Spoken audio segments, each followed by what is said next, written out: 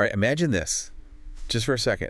You've finally done it. You've set up the digital twin. That ultimate tech dream, right? Exactly. And I'm not talking about some basic chat bot that can, write a limerick or set a timer for your pasta. Oh, this is the real deal. The fully integrated open source personal assistant we've all been promised. It's got your Anthropic keys. It's in your Slack. It's reading your WhatsApp, organizing that folder of private notes you've been putting off for, what, 5 years? It is the ultimate productivity hack. I mean, it's what everyone in the productivity space is chasing right now. The ability to just clone your executive function. Right. It's efficient. It's powerful. It feels like the future. Yeah.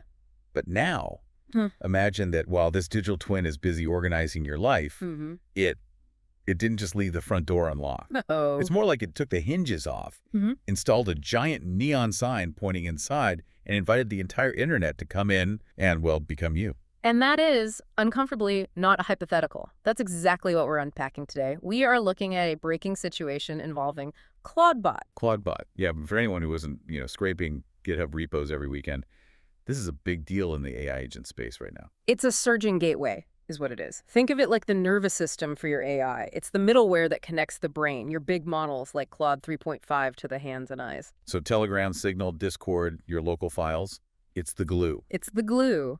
And we've got a report here from Cybersecurity News dated just yesterday, January 26th, 2026. From Guru Baran. And the findings are, honestly, they're startling. It turns out a simple configuration error, a really specific, almost boring oversight left hundreds of these agents exposed. And we aren't just talking about leaked chat logs, though that's bad enough. Yeah. We're talking exposed API keys, credential theft, and this phrase the report uses, inherited agency. Inherited agency. That phrase just gave me chills when I first read it. So the mission for this deep dive is to figure out exactly how this happened. How did over 900 smart, tech-savvy people accidentally broadcast their digital brains to the world? And what does it tell us about that trade-off we're always making between frictionless convenience and actual security? It's a classic story, isn't it? And it all starts with a security researcher, a guy named Jamieson O'Reilly.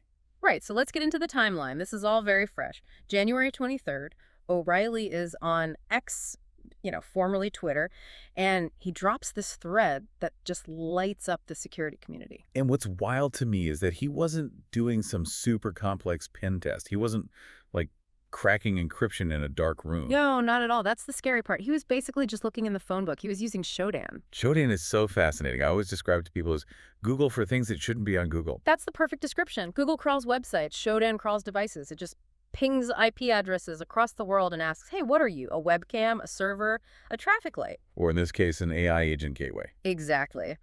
O'Reilly decided to search for a very specific HTML title tag, Clawdbot control. Just to see what was out there. Yeah. He was just curious about the footprint. Yep. And the results were loud. Shodan and another scanner, Sensi's, they just lit up. Yeah. Over 900 exposed gateways, most of them sitting on port 18789. Okay, for context, 900 might not sound like a huge number if you're thinking about, say, a Facebook breach. Right. But for a specialized self-hosted developer tool, that has to be a massive percentage of the user base. It's huge. It suggests a systemic problem, not just a few people making a mistake. And when we say exposed, we need to be really, really clear what that means. This isn't a login page that was visible. No. Yeah. We don't mean you could try to guess a password or brute force your way in. Yeah. We mean the door was wide open. Completely unauthenticated. You click the link in the Shodan result, and you're not greeted with the please log in prompt. You're just you're dropped straight into the control UI. Okay, let's visualize that, because this is where it gets visceral. You click a random link on the internet, and suddenly you are sitting in the cockpit of someone else's AI. You're seeing their dashboard, their configuration, their entire conversation history, every private thought they typed into that prompt box, every question, every summary. Wow. It's like walking up to an ATM and the person before you just left their session active. But instead of just a bank account, it's a transcript of their brain. And that Clawdbot control interface, it's the control plane. It's not just for viewing things. It handles the WebSockets. It executes tools. So as an attacker, you're not just a voyeur, you're in the captain's chair. You are. And that brings us to the billion-dollar question. How? How does this happen? These aren't novices. If you're setting up a self-hosted AI agent, You know your way around a terminal. Right, you're not your grandma installing a browser toolbar. How do 900 plus people make the exact same catastrophic mistake? This is where we get into the technical glitch. And I was looking at the code analysis on this. Mm-hmm. It's a fascinating failure. It all hangs on this one concept. Mm-hmm. Localhost auto-approval. Right, and it's a feature, not a bug, at least in theory. It's designed for developer happiness. When you're building this thing on your laptop, your local host, you don't want to type in a password every single time you restart the server to test a change. It's friction. So the software just has a rule. If the request comes from 127.0.1, the universal IP address for me, the system assumes it's safe. It says, oh, that's the owner, come on in. Exactly. It's like a building security guard who's told, if someone walks directly out of the manager's office, just assume they're the manager. That makes perfect sense for local development. But nobody just runs these on their laptop anymore. The whole point is to access it from your phone, from work. Precisely. You want it everywhere. So users started setting up remote access, and the standard way to do that is with a reverse proxy. You put a server like Nginx or Caddy in front of the application. Standard practice. The proxy handles the SSL certificate, the domain name, and it just passes the traffic along the app. It's like the receptionist at the front desk. But here's the trap. Think about the path that data takes. The request comes from the internet, from the hacker. It hits the proxy. Then the proxy hands it off to Clawdbot. From Clawdbot's perspective, who is asking for access. It sees the proxy. And where does the proxy live? On the same machine, usually. So 127.0.1. Bingo. The request originates from the hacker, but by the time it touches the application, it's wearing a local host mask. The security guard sees the request coming from inside the building and just waves it through.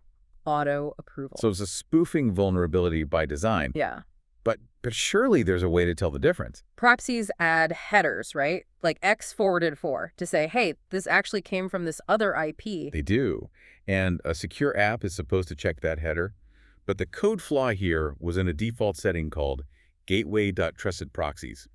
By default, that list was empty. An empty list meant it just ignored the headers. It ignored the forwarded information entirely. It just looked at the immediate handshake, saw the local proxy, and threw the gates wide open. That is, wow.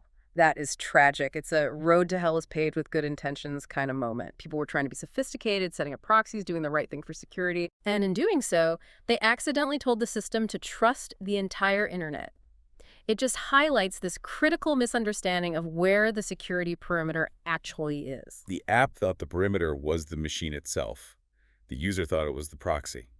And in that gap, 900 people fell through.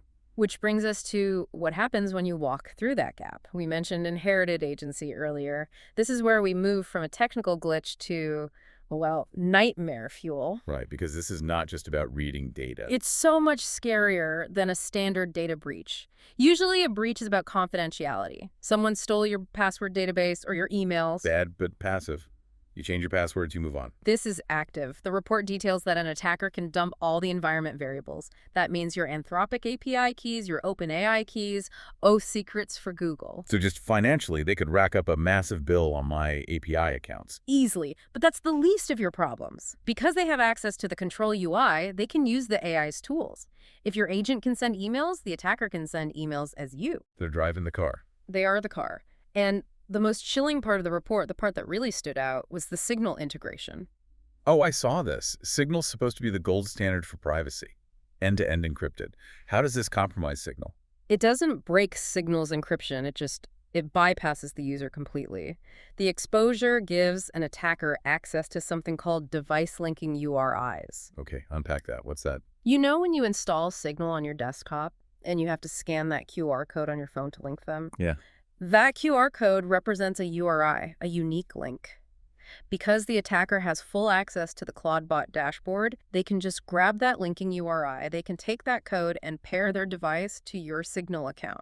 Wait a minute. If they link their device, that's persistent, isn't it? Completely. Yeah. Even if you shut down the vulnerable server 5 minutes later, even if you patch it, their device is now a verified client on your Signal account. They see every message you send and receive in real time. That's not a hack. That's an occupation. You would have to manually go into your Signal settings and audit your linked devices just to even know they were there. Exactly. And honestly, how often do you do that? Never. Literally never. And it gets worse. The report mentions that some users were running Clawdbot in root containers. Root being the God mode of computer permissions. So if the container is running as root, the attacker gets access, they can execute arbitrary commands on the host machine. They don't just own the AI, they own the server it's running on. Total compromise. This just drives home the danger of centralizing everything. We're building these agents to be these central hubs for our entire digital life. We're creating a single point of failure. If I'm a hacker, why would I bother trying to phish your bank, then your email, then your Slack? If I can break into your AI agent, I get the keys to the whole kingdom in one go. It's a one-stop shop for identity theft. Yeah. Okay, I'm thoroughly spooked. Let's talk triage. What's the fix? What do people need to do right now? First step is immediate triage. The Clawdbot docs have been updated to recommend a specific command. Clawdbot security audit deep. Clawdbot security audit in deep, and that just scans your config for this vulnerability. Yeah, it does. But frankly, even if it comes back clean, you need to harden your configuration manually. You cannot trust the defaults anymore. So what's the specific setting people need to change? You have to go into your config file. First, set trusted proxies to 127 but 0.1. That forces the system to actually parse those X-forwarded for headers we talked about. It tells Clawdbot to check the ID of the person the proxy is bringing in. Exactly. And, of course, stop using auto-approval. Right. Enable password mode. Set gateway.auth.mode to password and define a Clawdbot gateway password. It seems so obvious in hindsight. Just put a password on it. It does. But there's a harsh reality here. If you run that audit and find you were exposed, just closing the hole is not enough. Because of the persistence, the signal linking, the stolen keys. Right. You have to assume you are completely burned, scorched earth. You have to rotate every single secret, new API keys, new Telegram tokens. And please go into Signal, go to linked devices, and just nuke anything you don't recognize. That's a whole weekend of work right there. It is, but it's necessary. The source also suggests a better architectural approach entirely, moving away from exposing ports with a reverse proxy. Using tunnels instead, like Tailscale. Yes, exactly. Tools like Tailscale Serve or Cloudflare tunnels. Your device isn't actually on the internet in the traditional sense. It's on a private overlay network. So to even reach the application, you have to be authenticated to the private network first. It moves the security layer completely outside the app. So even if the app has a bug, no one can get to it to exploit it. It's defense in depth. I did notice one other detail in the report about versions. The latest release is 2026.1.14-. Good catch. That was released January 15th. The security reports came out around the 26th. Which means updating to the latest version doesn't actually fix this. No, and that's a dangerous trap. You might do a Docker pull, think you're safe, and you're not. The fix is in the configuration, not just the software binary. So don't rely on the update button. You have to get your hands dirty in the config files. You have to. Run Clawdbot Doctor if you need help, but verify the settings yourself.